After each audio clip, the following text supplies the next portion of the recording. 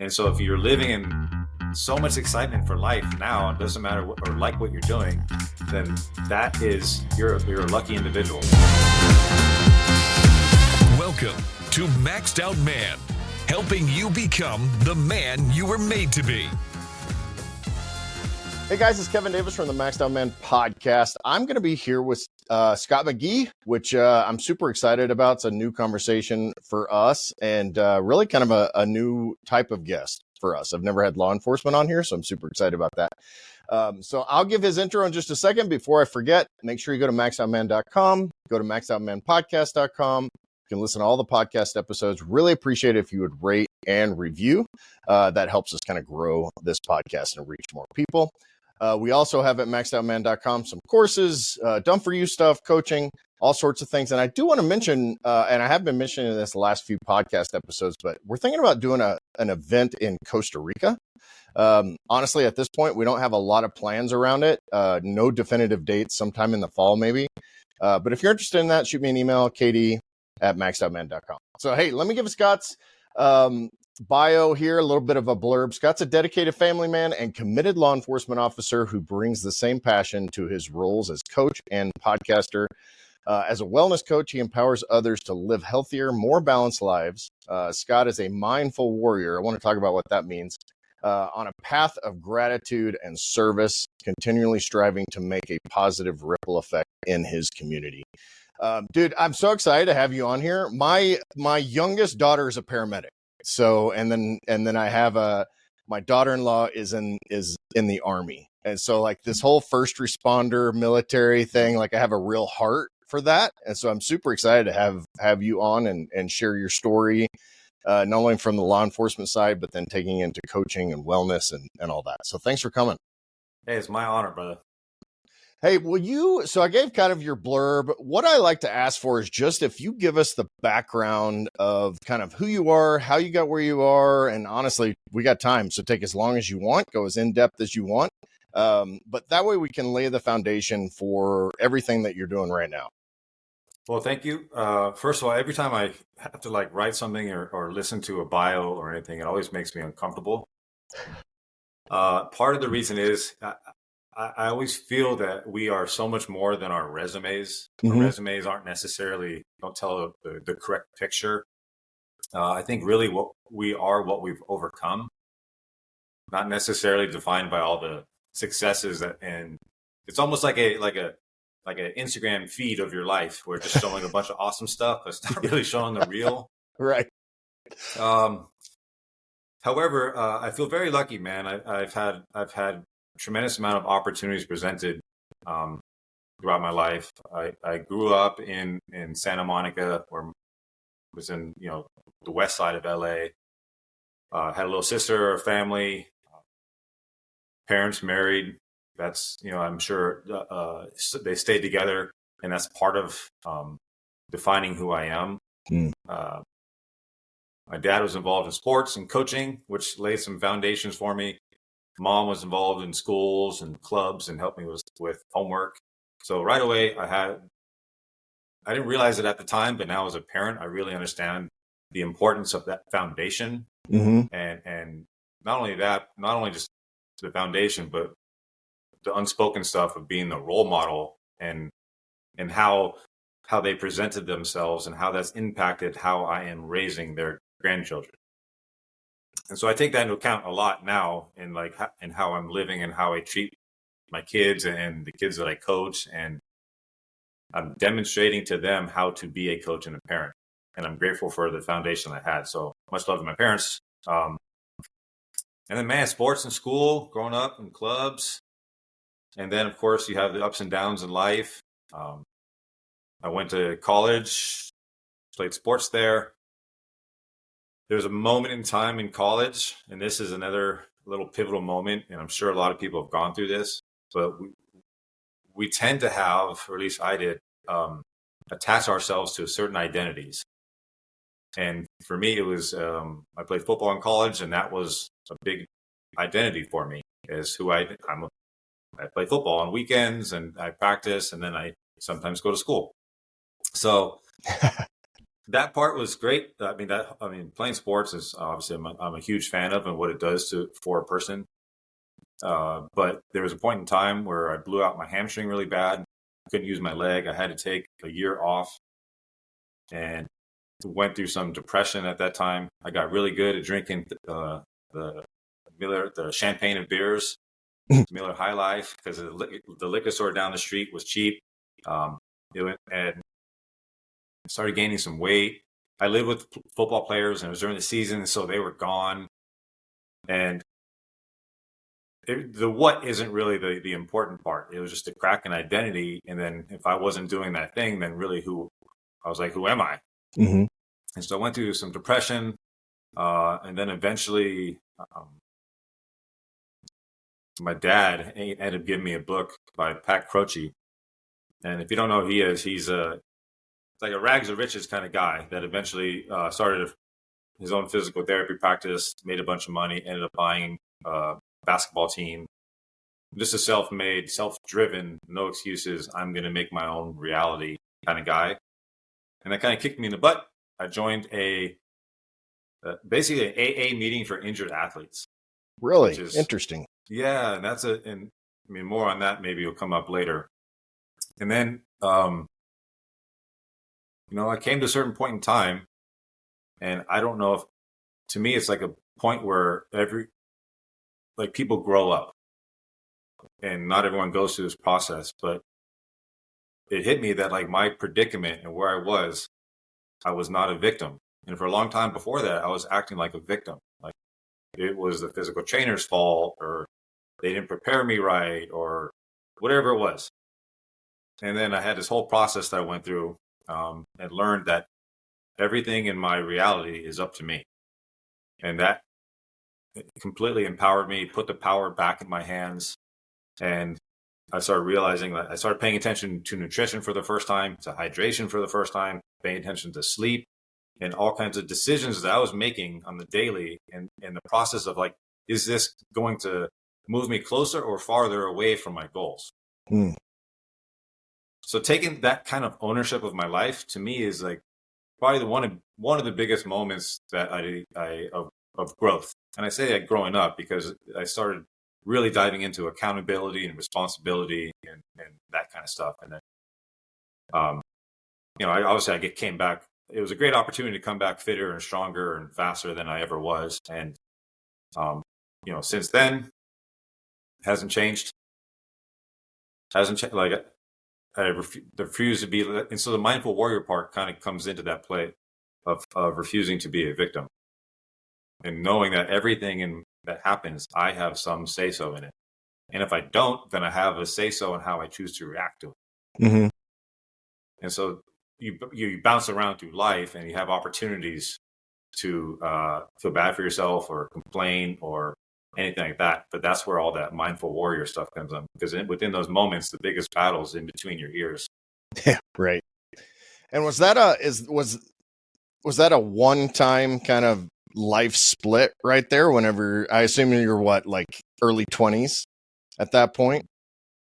Or have you continued to have those little diversions over time? I'm 51, so I find over my life, I can point to different kind of forks in the road, and they're not always like major, like, all right, here's where I started, now here's who I am. But have you found that over time kind of doing the same thing as you continue to grow? Or was it like, all right, well, I'm this guy and this is my identity, and now I'm going to shift to this identity and move forward?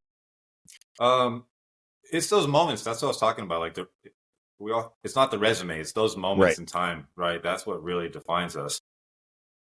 And for me, there's been a whole bunch of them. We really went back down a little bit further. I remember there's a specific moment in 5th grade where I decided that I was no longer going to have my mom help me with my homework. Mm. That was it. I was like, no, I hit me. I'm going to do my own homework. I remember it's weird. It's a weird memory. That is, yeah. It is a weird memory, but at that point in time, that was it. Like I studied myself. I had paid attention to the instructions, and I did it myself. It was just a decision. So that moment, like this moment in college, and there's been more, but the thing is, I always feel like we're constantly growing. Like I mean, maybe some people are the same as they were 10 years ago, 15 years ago, but constantly growing and evolving, and then evaluating what your most important role in your life is. 15 years ago, I was not a dad. Mm-hmm. And so my life now is in how I wanted to be one. That's a different story. Like always, I'm picturing what I have now. But constantly growing, like water. Water can move into ice. It can be a wave. It can be a calm river, and just always adjusting. I think there is some benefit to having that type of philosophy, because if you're rigid within your expectations of life or within yourself, you can cause some dissonance, and that dissonance can create some internal suffering. Yeah, and it almost seems like there's almost two paths. There's either rigidity or what, and I don't know if laziness is the right word, but it's maybe complacency, right? Like, especially I see, and one of the reasons why I really wanted to lean into Maxed Out Man for men my age, and also we're kind of transitioning and adding more of the younger guys too. But like, if you're in your 40s and 50s and nothing has really changed in your life for the last, to use your term, timeline, 15 years, there's a complacency involved. You're gaining an extra couple of pounds a year. You're more stressed than ever. Your relationships aren't improving, those kind of things. And it seems like that those two sides of that coin kind of act almost it seems like I meet both types, Yeah, but there's also like, if there's a component of I don't want to say not quitting. Mm-hmm. Yeah, you talk about complacency, and just because you're 40 or 50 or 80, in my opinion, you shouldn't stop having like moments of awe. Yeah, 100%. And the moments of awe, like for kids, everything is amazing to them, and they're constantly learning. They're getting new habits, new hobbies. They're doing different sports, trying to play music instruments. They're constantly learning. And to me, there's really like no reason for whatever your age is. In fact, it's probably more important for us as we get older to continue that type of living. Yeah, neuroplasticity and all that stuff, right? Yeah. Yes. Yeah. Continue to study. Pick a topic and go read about it. Especially with YouTube, you can pick up a ukulele and start teaching yourself how to play a few instruments. Mm-hmm. There's all kinds of things, and then all kinds of like moments of awe to create that makes your life a little bit more full. And at the same time, there's a really collateral benefit there, because you are starting to regulate your emotions by stabilizing your attention. Mm-hmm. That's another. You stabilize your attention, it helps you regulate your emotions. It doesn't matter what the thing is. Like, just go to the store and get a canvas for $15 and do a painting. Yeah. Push yourself. So I love it. And that's physically, mentally, spiritually, everything together. I've had one of my early episodes with a guy named Fred Neth, and he's 92 years old. He's my neighbor, pastor for 40 years, but he's like, I know that winter's coming because he has a truck of logs delivered to the house. Like, they're like 40-foot logs. And his deal is he goes and uses a tank of gas every day on his chainsaw. That's how he cuts those up, and he splits them and all that stuff. And so that's that physical activity. But he also reads, in his case, it's reading his Bible or other spiritual books every single day. And so I look at him, and then I have other people in their 60s or 70s that literally, I'm like, are you just at this point waiting to die? Like, I can never wrap my mind around just that, sitting and not wanting to learn new things or not wanting to do more things or stay active or whatever. And it's, I don't know if it's a lack of empathy for that or just not fully understanding. Well, probably a little bit of both. Obviously, you have to, because whatever the habit is, it will snowball. Mm-hmm. So if someone has a job, they work really hard for a long time, and next thing you know, they're always looking towards the end of, like, towards retirement. They want to do nothing. And then you start doing nothing, and then what ends up happening? Like, that becomes your habit. Yeah. There's also, I don't know if a lot of people are aware of the actual like blood chemistry and the brain changes and what happens in these type of habits. Mm-hmm. You know, you have to have self-awareness so that you can self-regulate yourself. Yeah. So, I mean, to go back to the point of like all these little life events and these growth opportunities, even how like I behave or how I react to it, I always think of like, it's kind of hard to, I'll try and explain, but I can show you, like, let's just say here's the path, Mm-hmm. right? The perfect path of the like mindful warrior or like the maxed out man, you know, here it is. But that staying on this path is not a reality. No, It's not. And that's another thing that we have to have an agreement with ourselves over. You have to understand that this is the expectation, but it's not the reality. And so you can travel and maybe on like, this is the path. You know, you're kind of like, I'm on it. Oh, I'm off. And it's a big turn. Oh, I'm on it, but I'm off in this kind of style. But over time, with constant work and dedication to it and understanding that reality is what it is, you start to kind of turns are a little shorter. Mm-hmm. And understanding that to me is comes down to like the personal responsibility, accepting what is in your control and what is not, and understanding that the further like your own expectations is what causes the suffering.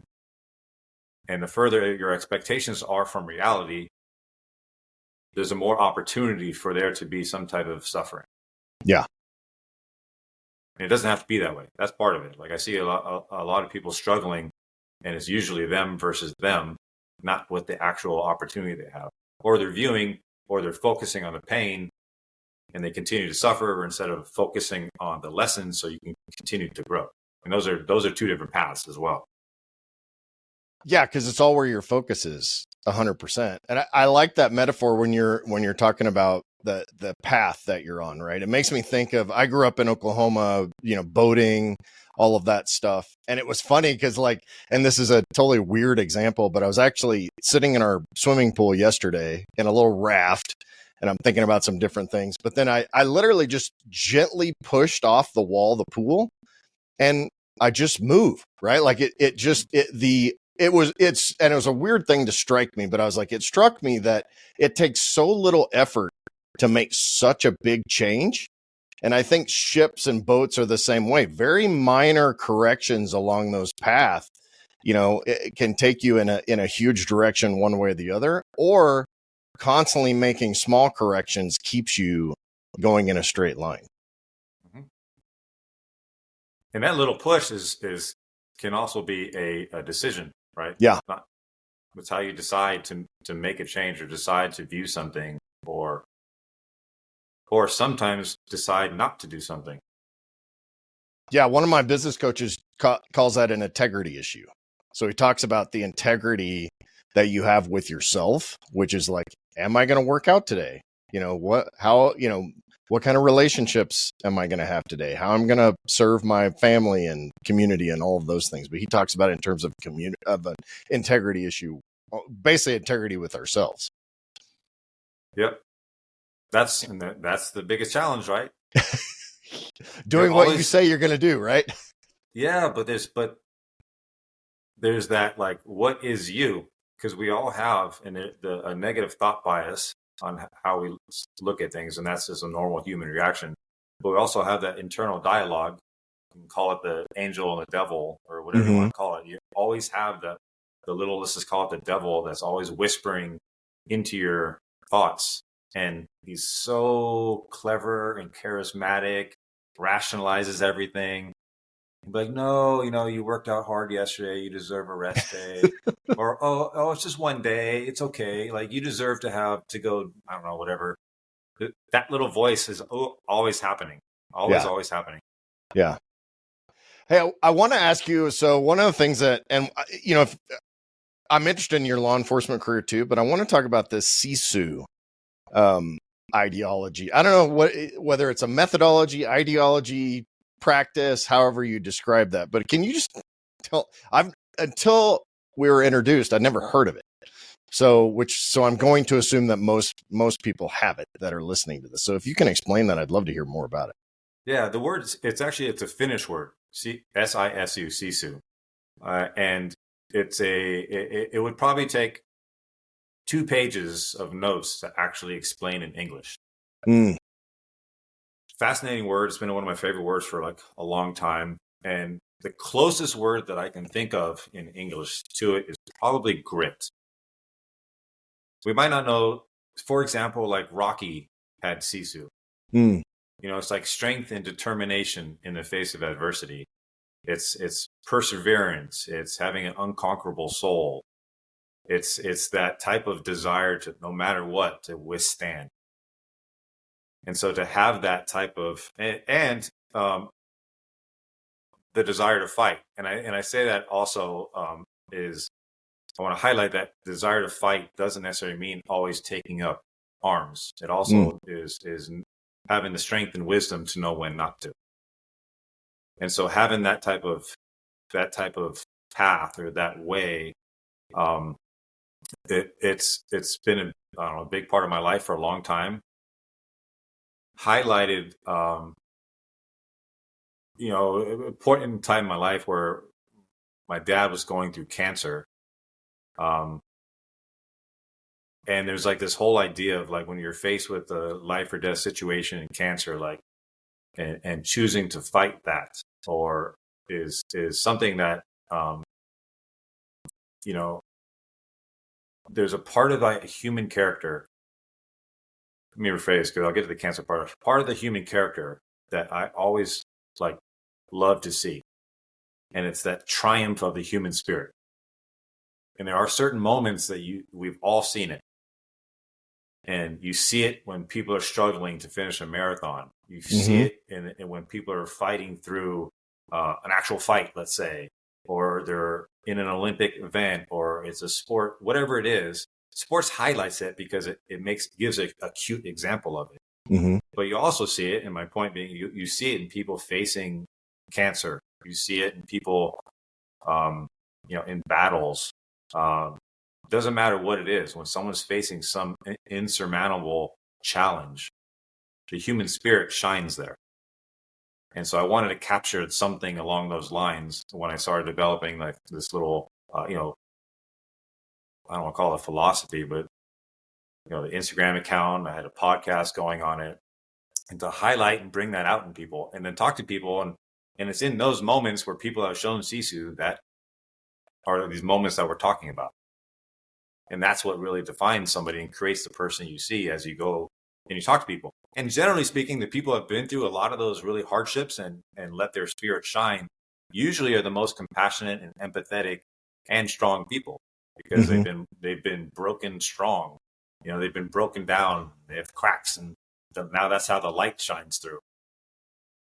So that kind of stuff, and then like the little moments where when my wife was pregnant with our second son, there was those tests you get when you go, you're pregnant and you go get those blood tests, and they're like,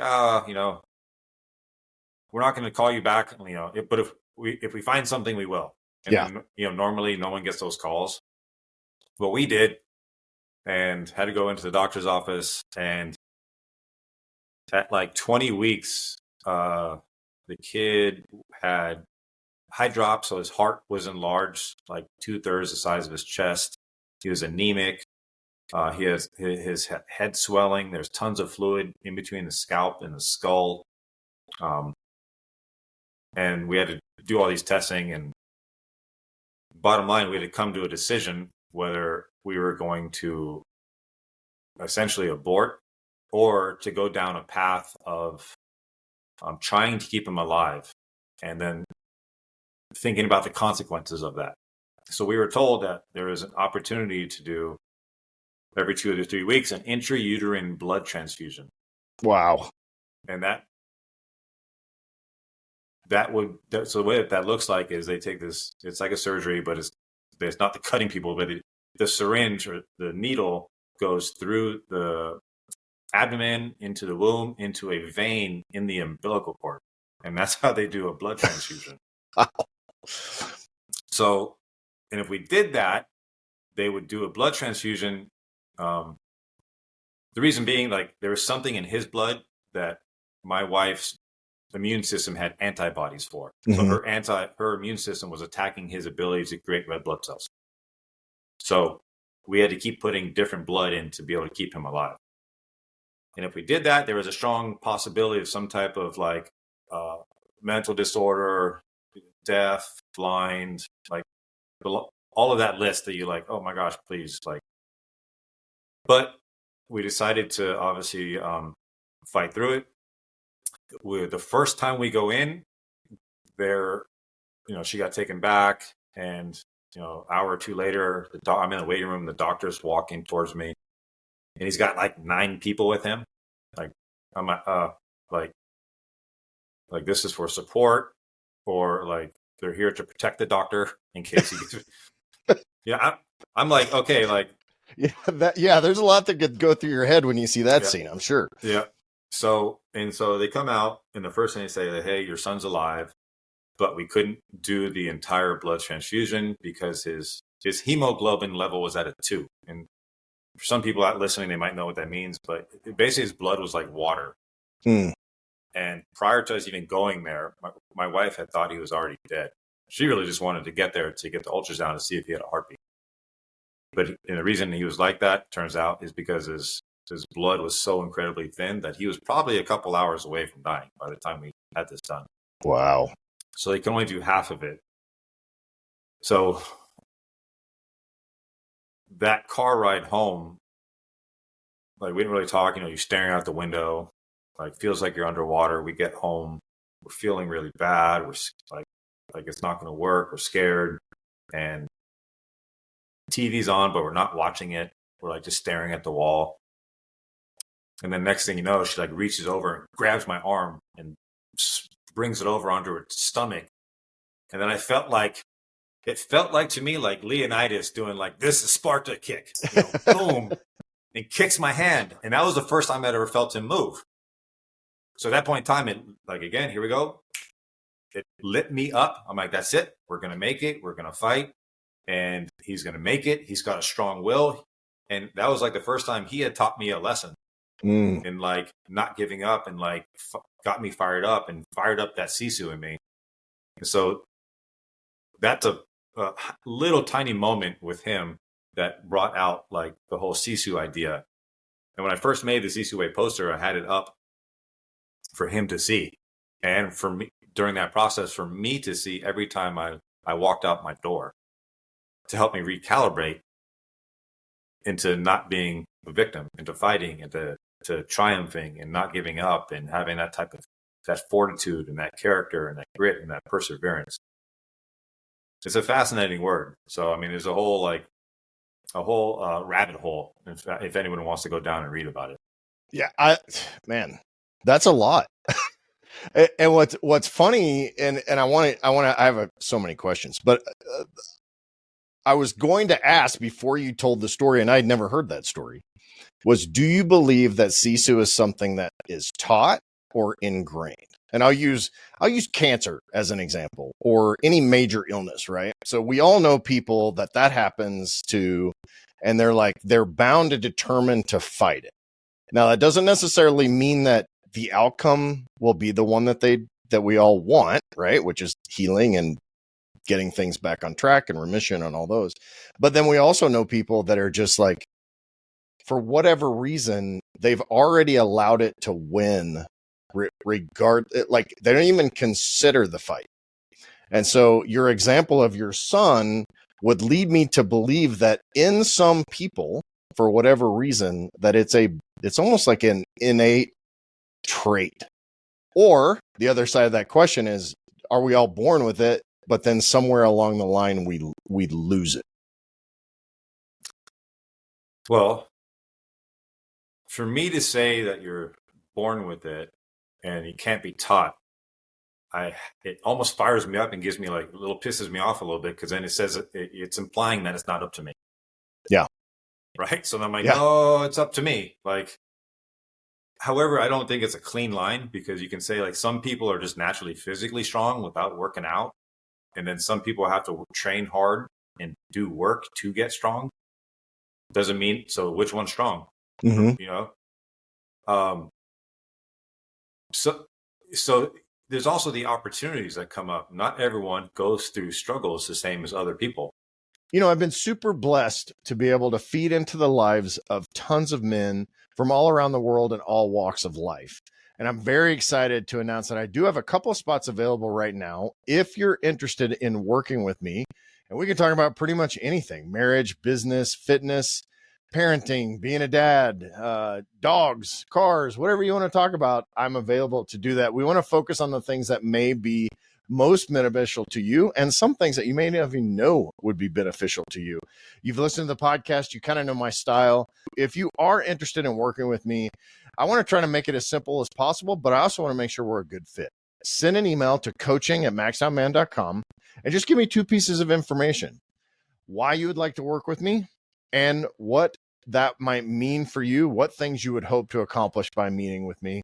That'll kick off the process. I'll reach back out to you. We can jump on a call and see whether or not it would be a good fit. So go to maxedoutman.com, coaching@maxedoutman.com. Send me an email with those 2 pieces of information, and we'll see if it's a good fit. And I hope it is, and I hope that we can actually connect.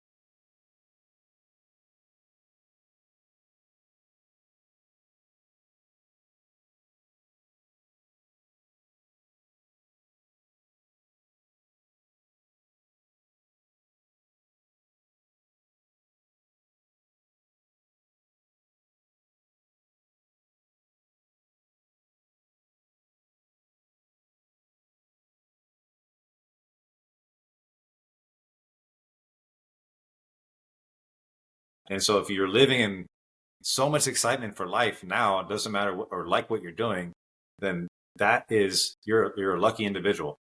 Yeah.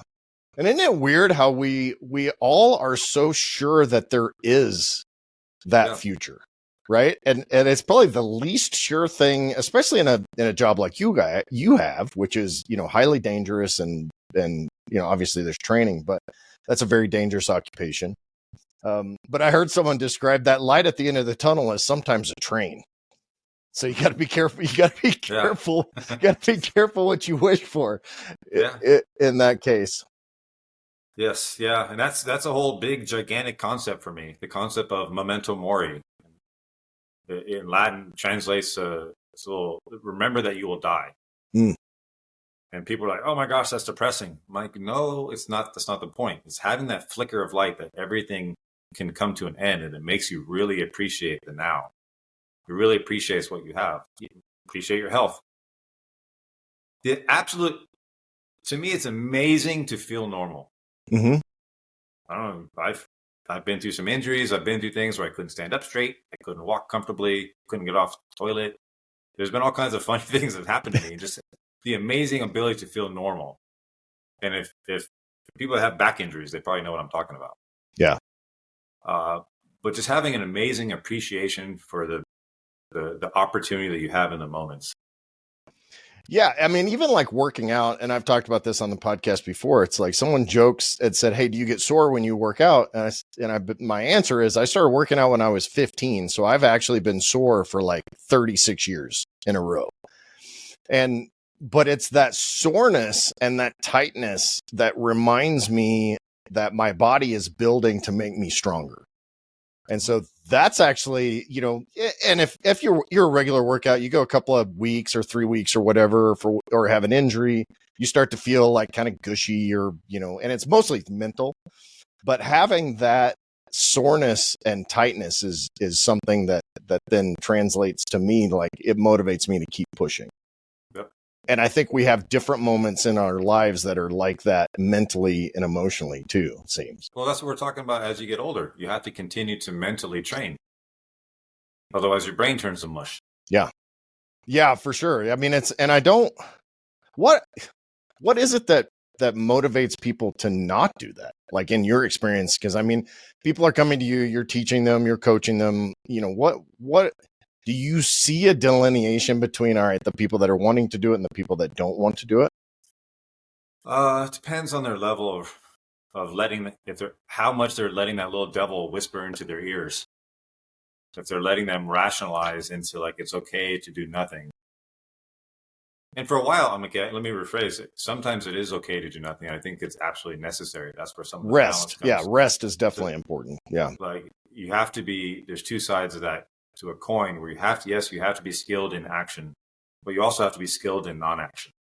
And so, for example, like you have to take some time off from exercise. Mm-hmm. I mean, that doesn't mean it's a tactical move. Basically, it's like you're letting your nervous system react. And then also having awareness of what that does to your blood chemistry and how you can create cancer within yourself. And that's a whole other thing to finding balance. But I think I want to go back also because I think it plays into here that some people might have certain things in their blood. Like there's this chemical neuropeptide Y that some of the special forces folks will measure and it's like used for evaluations on how resilient and gritty and how energized they are towards their skills. You take like a Kobe Bryant and compare him to the rest of the league. Like what exactly can you measure that in his blood chemistry? Mm-hmm. And what is in people? I don't know. Thirst for life. It's something they've been taught, or maybe models they have seen. Again, it's like it's pretty easy to let yourself stop growing. It's an easy thing to do, and that's where momentum and desire and drive come in. Yeah, and it's funny like that. You can start at any time. I think that there's this like, it's too late, I'm too old, I'm too far gone ideology is something that paralyzes so many people. When I was a personal trainer, I had a client of mine, and he's probably high 80s at the time we started training, and he could literally not get up off the floor. So he would have to do that old person kind of roll over on your side and all that. And after like 12 to 16 weeks, he came in, we did training 4 or 5 days a week, a lot of training. And, he was doing crunches and deadlifts and squats and like literally could like hop up off the floor. And it's like, it's never, your body wants that movement. Your mind wants that learning. It's never too late to start or to, go back to what you were doing before. Yeah. Well, you have to have the self-awareness so you can self-regulate it. I don't know if we're necessarily taught the dangers of our culture of sitting for long periods of time. And even the idea of retirement, like you're supposed to go and hang out and do nothing. You're not taught retirement. Okay, good. Go find some hobbies. That's not part of the culture. Yeah. Right now, and that's something that we have to, keep combating against. And it's like the big boat. You're just not going to make big changes right away, but little incremental changes over time sets a different trajectory. And that comes into training. Yeah. Or bringing in the awareness to it. Yeah, the ability to get up and down is like, that's like it's like a weird thing, but to me, I celebrate it. Yeah. It's a strange thing. When I get out of bed and I can stand up and just start walking around, to me, that's like, I'm already like, I've celebrated my day already. Right. Like those little moments to me, and that's what fires me up. And I don't know, it helps me keep going. Well, and that's that attitude of gratitude, right? Like it's literally like you're grateful for those things and those, in my nomenclature, it's blessings, right? Like I'm a person of faith. And so it's like, hey, I see these blessings, and it's literally a blessing to be able to, like you said, get up out of bed and be able to walk, pick up my dog and walk her outside. She's a little dog. So walk her and toss her outside to go to the bathroom or whatever. Like that's a blessing to me versus so many different pathways that could have a different alternative, not least of which is that I could not wake up at all. To me, that simple act is a form of art. It's a form, like you're in a flow, you're flowing, you have like arms to be able to pick your dog up. You have fingers and thumbs to put on a leash. Your dog is healthy. Mm-hmm. You have the opportunity to have a dog. You might have a nice house to even have the ability to have a dog. You have a neighborhood, you have grass right in front of your door. Like that's amazing. A lot of people don't have grass right outside their front door. Yeah. Live in an apartment living. So on and so forth. I mean, you get the ability to hear sounds, like notice the trees on your block, ability to see colors, feel the wind on your cheeks. All of that stuff, I'm sure a lot of people might think this is nutty, but like it's that type of stuff that really makes me rooted in the beauty of life. Simple things like that. And that type of stuff is what helps me stay out of cynicism, helps me stay out of depression. It helps me stay closer to my humanity. It helps me keep my smile. All of the things all comes down to simple gratitude practices.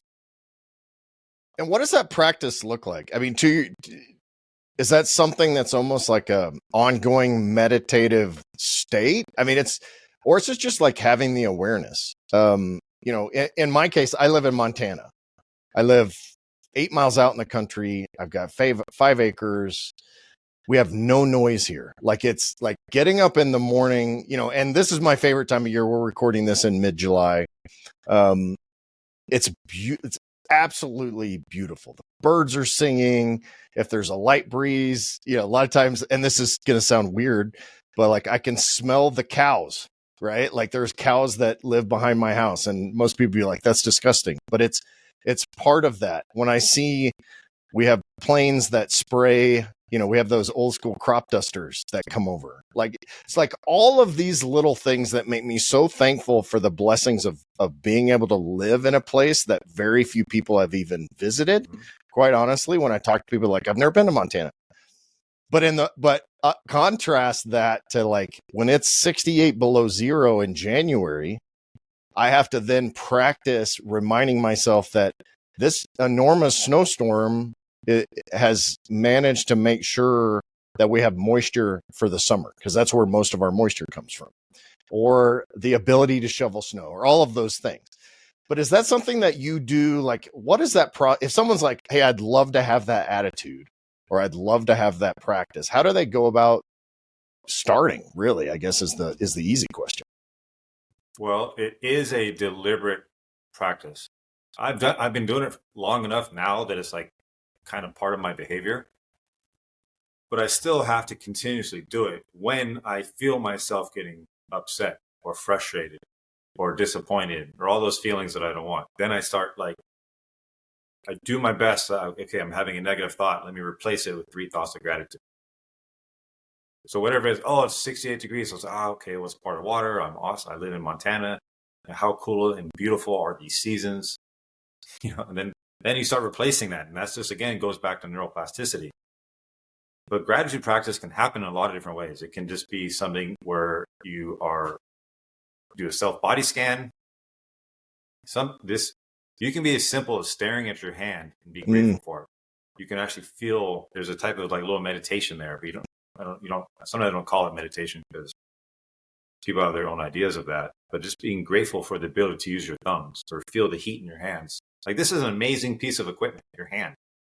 Yeah. And staring at it and being appreciative of it, or looking around and looking at something in nature, and you have a beautiful opportunity to do that, and just looking at a tree and thinking of how amazing it is and how amazing it is to see those colors. All of these, a lot of times my own personal gratitude practice comes down to my senses, because they are completely like within me. They're within my skeletal system. And so I like to have inside out appreciation for life, instead of like attaching my gratitude for things. Mm-hmm. Because it's like, you can take away all the things, but like I'll still have my ability to move, or hopefully the ability to smell, to see, to hear. So that's where I go. That's where I have found my practice to be awesome and help me. The ability to hear my kids. For a long time, I just wanted to have the ability to hear my son cry. Like, I didn't think I'd have that ability to hear him cry at 3 a.m. And so now, he's 9. He just turned 9. Like, if him and his brother are fighting or somebody's crying, whatever annoying sounds they're making, I'll recalibrate and be like, I remember a time I just wanted to hear him cry. And it helps me take care. Now that moment is framed differently.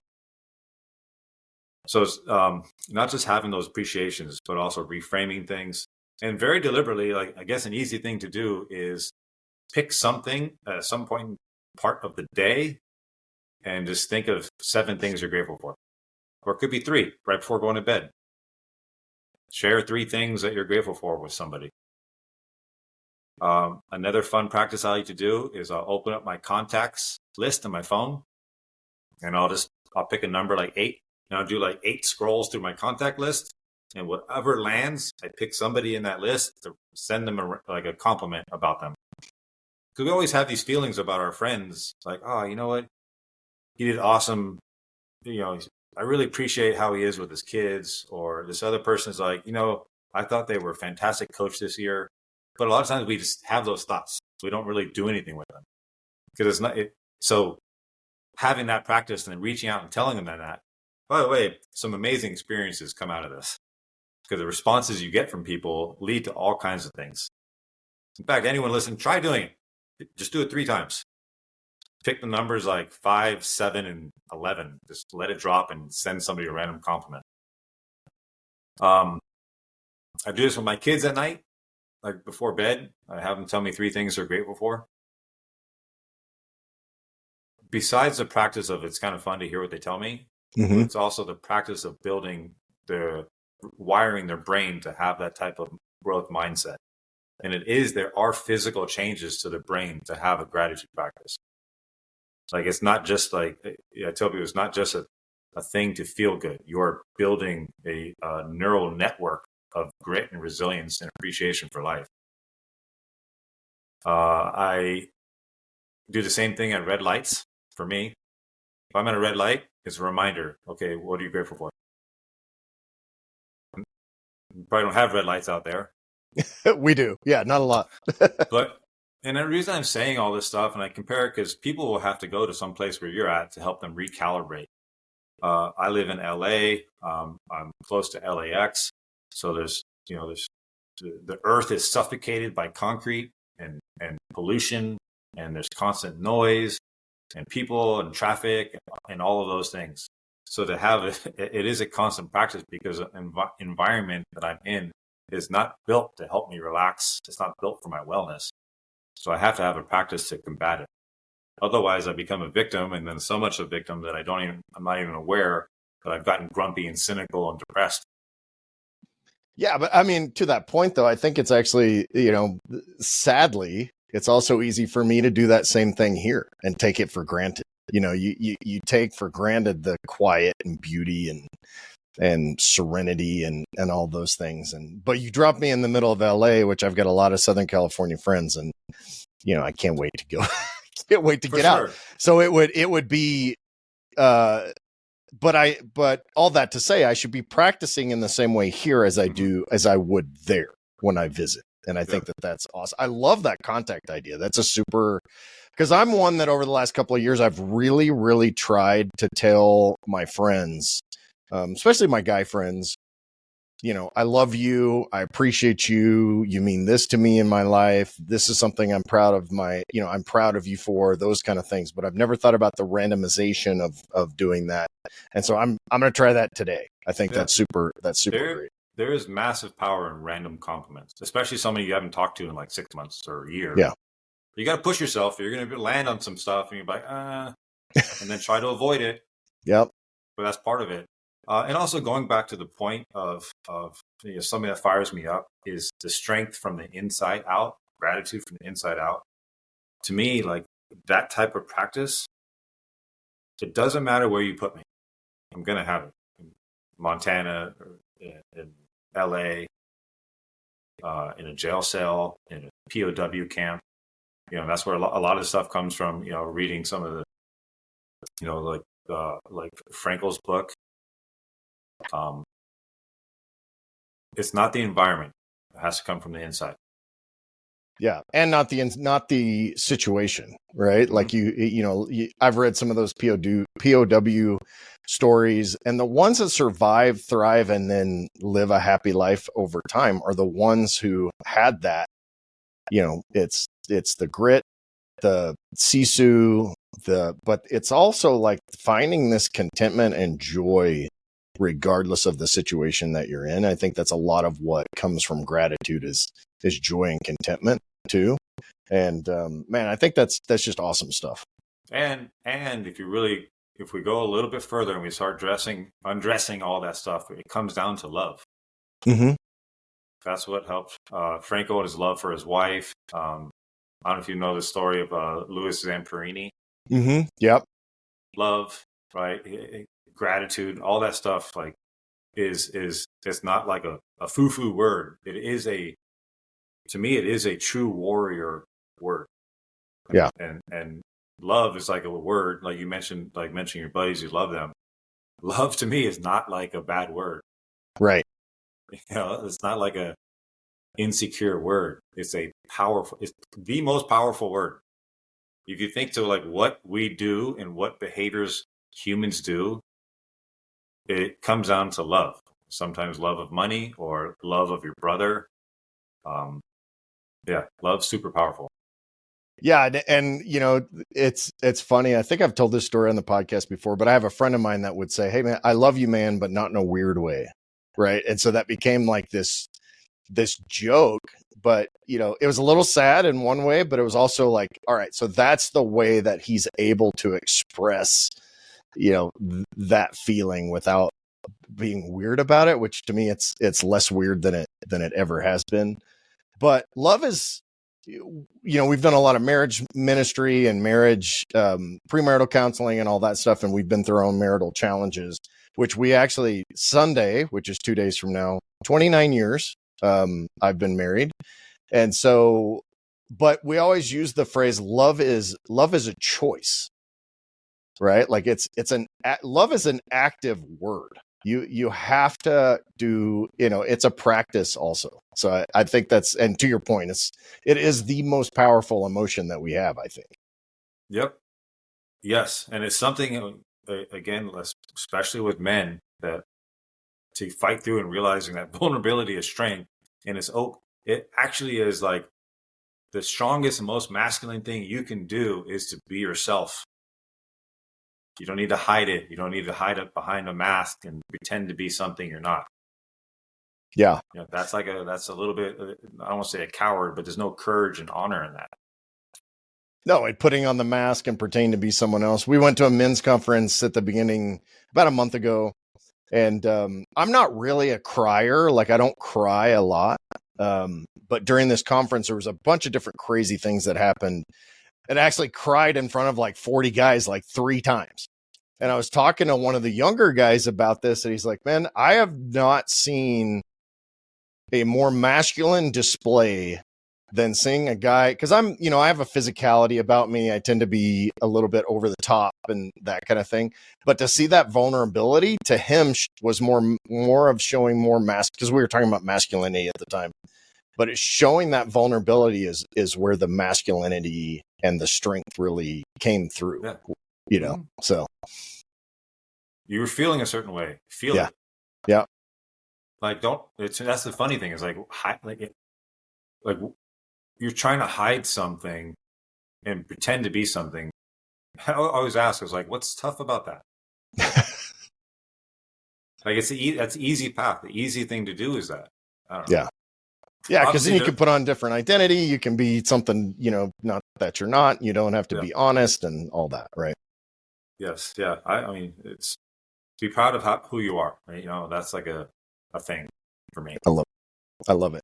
Well, Scott, I want to be respectful of your time. I really appreciate you being here. We didn't get into anything that I had on my list, so that's awesome. I always like it. I always like it when it goes that way. So maybe I have to have you back again. But hey, if people want to learn more about what you've got going on, find out more about you, reach out to you, how they do that? Probably the easiest thing is on Instagram, just at Scott McGee, MCGEE. Pretty receptive there to direct messages. On there also, I have the Sisu Way podcast. There is an Instagram account for that. One thing also to look out for coming up December, we do this thing called the Character Mile. And that's we do a complete 1 mile every day during the month of December.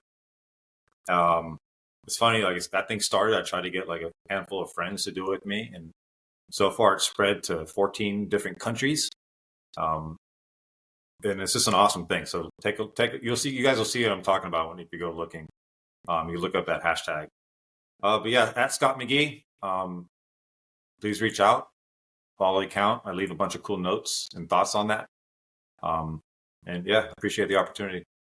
Awesome, man. Well, the best part about this podcast is learning from other people and making new friends. And so I'm super excited to continue that. And I thank you for your time. All right. Thank you, brother. If you're looking to really maximize your life and become the man you were made to be, head over to maxedoutman.com and get your journey started today.